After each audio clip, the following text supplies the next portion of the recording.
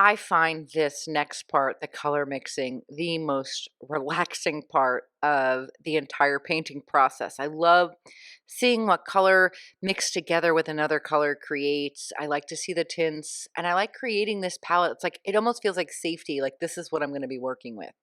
So I took cadmium yellow and quinacridone nickel azo gold, put them on my palette. This is the open medium. We talked about that in ColourPop 1. I keep that in there just to keep my paints wet and workable a little bit longer. And then I'm going to put heavy gel. Doesn't matter if you have gloss or matte. One makes it shiny, one makes it dull. Doesn't matter to me. And this I'm adding to my paint to make it thicker. It also makes more paint. Like if you add that to it, your paint kind of doubles.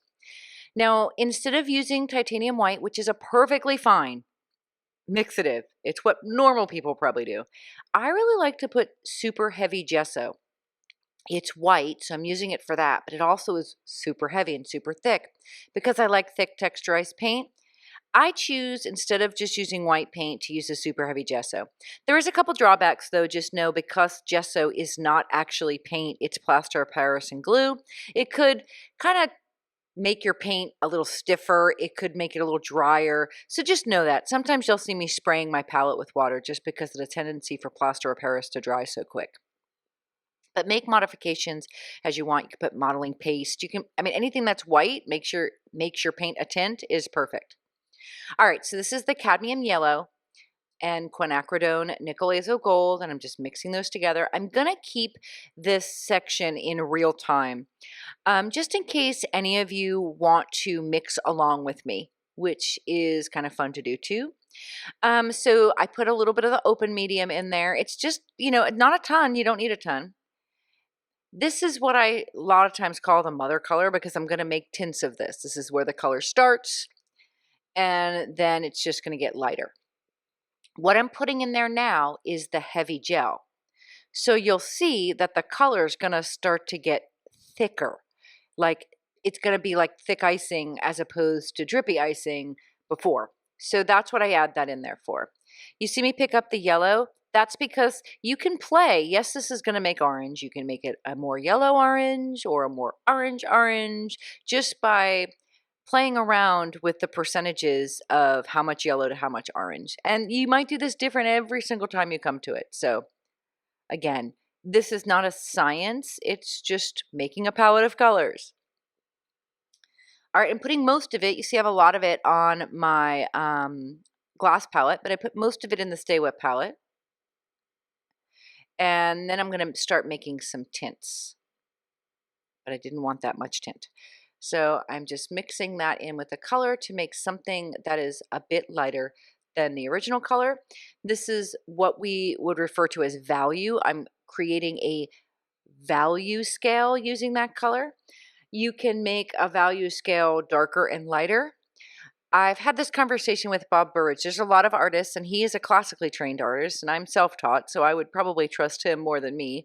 But he considers a value scale to start from the darkest version of the color, meaning the darkest cadmium yellow and quinacridone nickel azo gold are going to get is them mixed together. There is no such thing as a darker value than that. I would argue that I could take black or raw umber or purple or something and make that orange a darker version of itself. So his argument is you can really only make it lighter. It's as dark as that color will be. So in this, I am making values lighter each time. You see me putting in the palette, I'm lining them up. This process is pivotal to my work because I already have the hard work of mixing the colors done. The painting process is just so much easier. I don't have to think about using value in my work because it's already done. There are times that I will use more of one value versus the other.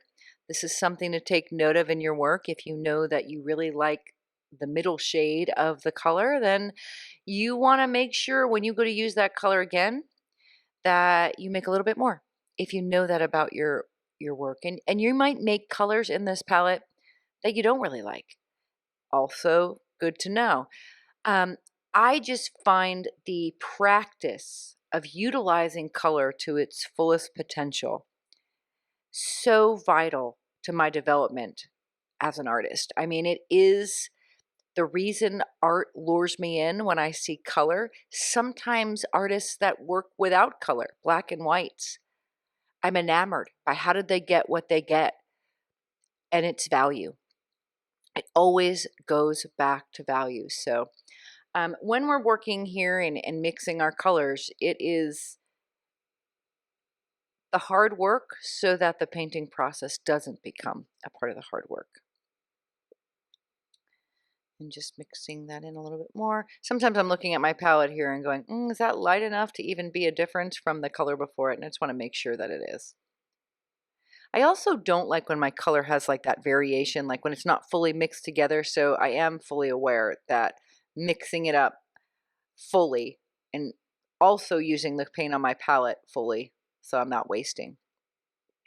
Now let's just say this quinacridone nickel azo gold cadmium yellow mixture is like the be all end all for you. You love this color.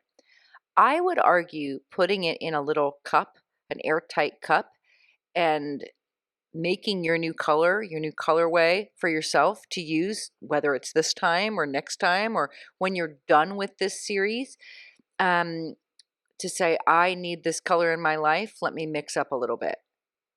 That's what I do because I am an immediate gratification kind of girl. So I like that color kind of at the ready. I'm cleaning up my palette and making decisions on, do I want to take that? Do I not want to take that?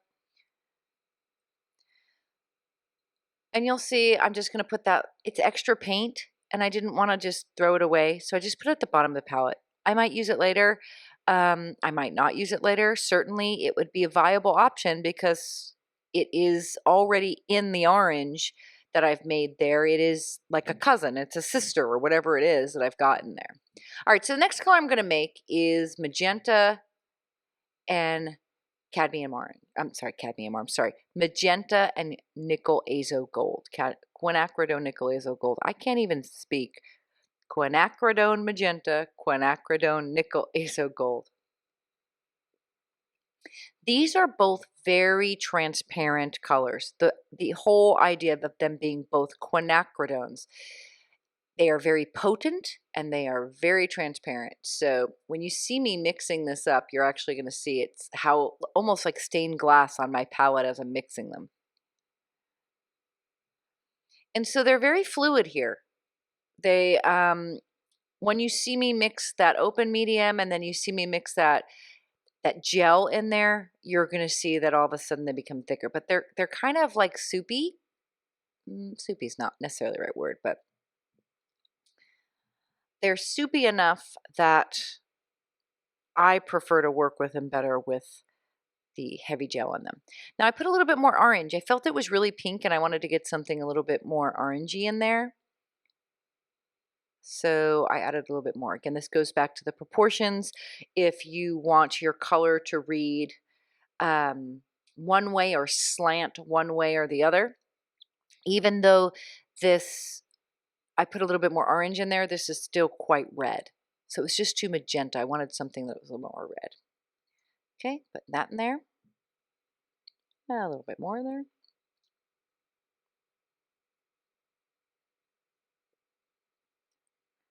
Don't you love my hesitation? I'm like, do I? Do I not? How about a little bit more? And then I realize I forgot to put that in there. A little bit of open. And now you can see how it's much more texturized, thicker. And it doubles the amount of paint almost. It's economical even. It's a little bit better now that I put that in there. I was like, why does that puddle look so weird? And I was like, I forgot to put the medium in there. Just want to thoroughly mix that together. And then I could put it in my palette. That looks better. I'm going to start adding some of that super heavy gesso in there to start working on my tints.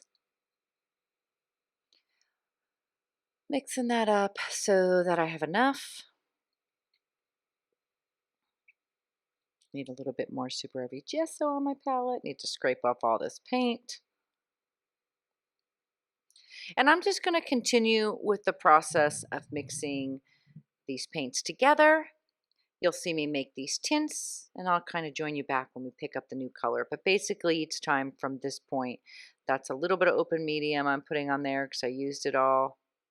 A little goober, it's a little sticky. And then you'll see me mix the Super Heavy Gesso until I get the line of tints, and then I'll join you back here for the next color.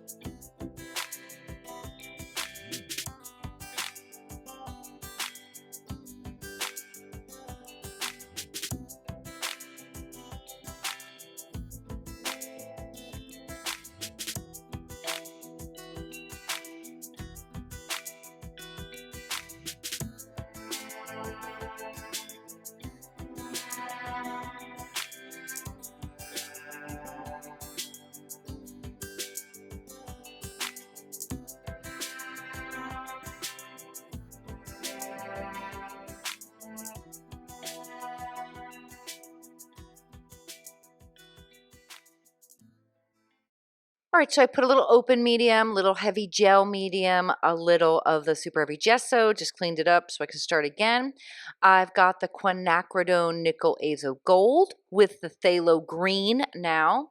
This is the phthalo green yellow shade, and I'm going to mix that up. I just love the fact that orange and green, totally should make a very muddy color, make this really exciting green color. Get it all in there. And that's really because we talk about, I don't like to go into like, it's a warm color, it's a cool color, because all of that feels like math to me. But there's a lot of yellow, obviously, in the quinacridone nickel azo gold. And obviously the green that we're choosing is a yellow shade. And that really is what it's attributing to all of that. So it doesn't necessarily need to have a full understanding in pigment load or anything like that to kind of figure that out, but it's not something that you think about when you're picking up a green or picking up an orange. Sometimes you just don't even think to mix those two types of colors together, and then here you are in this thing where you can pick a whole bunch of greens, and I really liked this version of it. So I'm going in, this is the quinacridone nickel azo gold, the phthalo green yellow shade, put a little bit of the open medium, gonna throw a little bit of that heavy gel medium to make it thicker, and then I'm gonna put that in my palette and then just start working on the shades as I go down. Again, I'm gonna let you just kind of watch this. If you want to paint along with me, that's why I've kept this, or mix along with me, I've kept this in real time. If you just want to go off and do this on your own, you've picked different colors, I fully understand, but I want to just make it available so you can watch the full entirety of the process.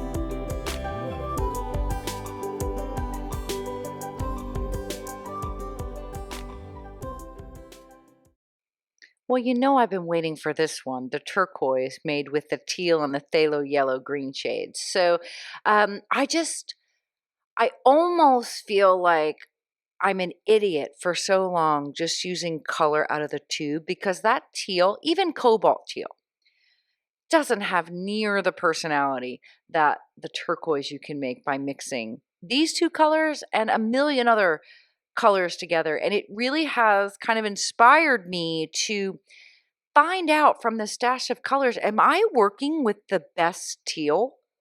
Like, are there things I don't know? Do I have a signature teal I haven't found yet? This one's pretty damn close. So I am mixing this up. I'm going to wedge it in there on the side, but this isn't the complete palette. I'll have one more color after this to mix up to add to the palette and really kind of just push color and this palette beyond just the normal. So if you at this point are like, oh my God, that's the best teal ever, I strongly just make yourself a note somewhere. If it's not this color or if it's another color you make, this building these color palettes is for you to practice. This isn't just for, I want to take the class with Donna. This is for you to make discoveries about what you love about color, what you don't love about color, mixing more blue or more of the teal in there if you want it more teal, if mixing more of the green if you want it more of that green. So you can play around with these concoctions. Also play around with, you see me putting the open medium, I put the heavy gel, I'll be using that Liquitex Super Heavy Gesso. Play around with the amounts of each of those two. Which one do you like working with? Do you just hate using the gesso? Would you prefer to use white paint? Give yourself some options. Don't make each one of them the same. Kind of, throw in a little bit of a curveball to yourself and see, do you like modeling paste? Do you like uh, heavy bodied paint? Do you like Liquitex versus golden? Just kind of play around with that because all that's going to be a part of your style as well. All right, I'm going to let you do this and we'll come back up for the next color.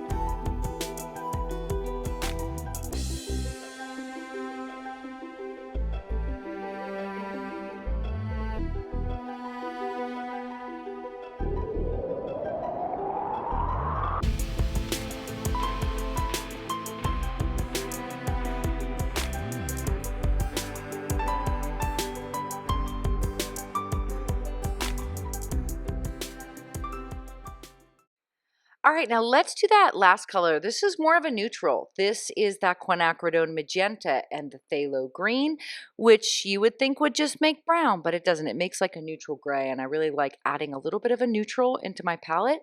So I think it's exciting. Like, who just picks up magenta and green to make a neutral? You just don't do that. But it's exciting when you find out it might be a neutral that you love. So, an exploration of color also means that you need to have some neutrals to ground that color pop in your work. Not everything can pop. And if you don't have everything popping and you have a grounded neutral in there, you'll find that your colors will pop even more because they're contrasted by this neutral. So that's kind of what this color is going to function as. You can see I've reloaded my palette. I've got the open medium, I've got the gel medium, I've got the super heavy gesso down there, and I've put the magenta, the quinacridone magenta, and the phthalo green yellow shade at the top. Mix those together to get this really dynamic, like dark blue, which I just think is so exciting. And then I will take that mixture that has a little bit of the open medium, heavy gel, mix that up, and then I'll start working on the tints. And I'll meet you back here once the palette is full.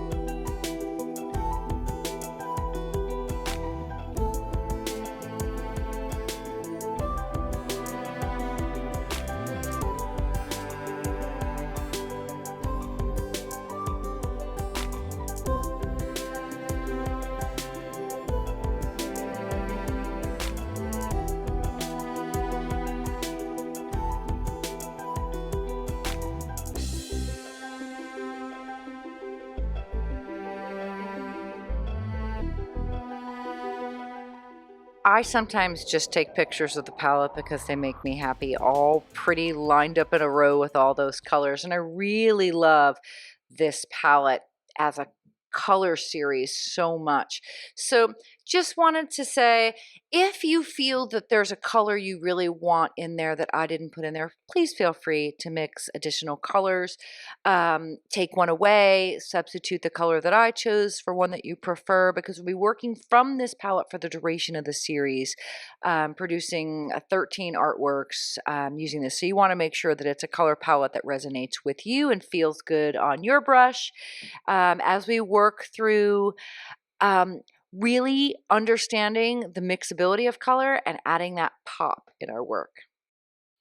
And as we're finishing up all of our palette stuff, the next lesson is going to be committing this color palette to the smalls. I love working on those small pieces. I feel it's just so valuable in understanding the colors that you're working with, getting a feel for them, and kind of changing up which way you'd like to use them in your work. Are they focal colors? Are they accent colors? And that's kind of what the smalls will do for you. If you want to work on small pieces of paper, perfect. If you have small canvases, all of that is viable. Just work with what makes you feel comfortable in your practicing. A lot of times, artists, I know Bob Burridge, he takes a big piece of paper and just folds it into sections of 6 and just does 6 small paintings on one folded piece of paper. So whatever works for you, go ahead and get ready, and we'll start committing these to surface.